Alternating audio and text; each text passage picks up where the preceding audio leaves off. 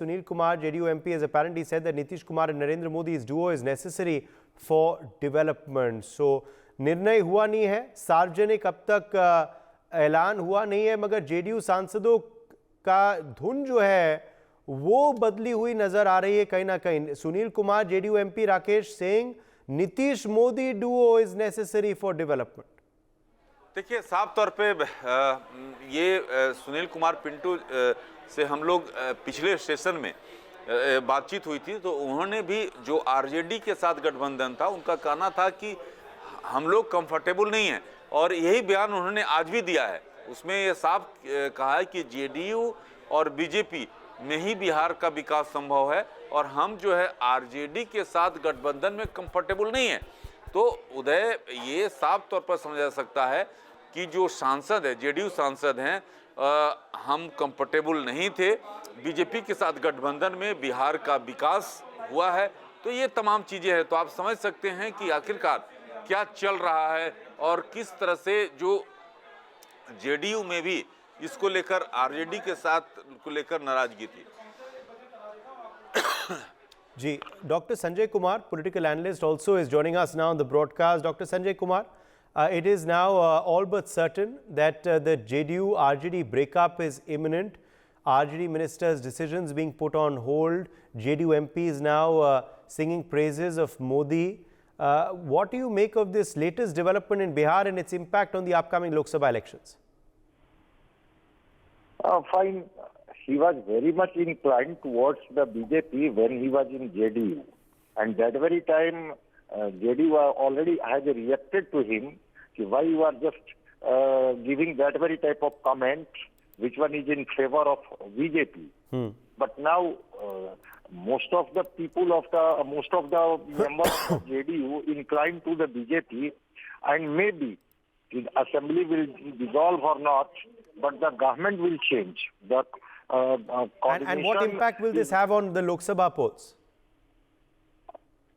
Quite natural. The EBC voters, which one is will be inclined towards the BJP. So Nitish Kumar and BJP, when they will come together, quite natural, they will be benefited. NDA Gathbandhan will get the benefit of that very type of situation. It's quite natural because the arithmetic, you may understand it, that arithmetic will be in the favor of NDA. Quite natural, the chemistry will make, and it will be benefited for the NDA. All right, we're getting more political reactions meanwhile also coming in now. अभी तक इसको मैं क्या कहूँ, अफवाह ही मानूंगा ना, क्योंकि कल आपको स्मरण हो, मैंने कहा था कि जो संशय की स्थिति वो संशय असहज कर रहा है, और इस असहजता को दूर करने का एक ही व्यक्ति के पास निदान है, और वो है माननीय मुख्यमंत्री जी.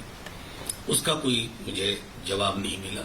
इसलिए मैं कह रहा हूं कि अब तक अभी आप जो कार्यशैली देखे, आपने तो बिहार को इतने वर्षों में कवर किया है, आप देखें नौकरी, रोजगार, क्या क्या नहीं, बिहार मतलब चर्चा का विषय पूरे देश में अच्छे कारणों से.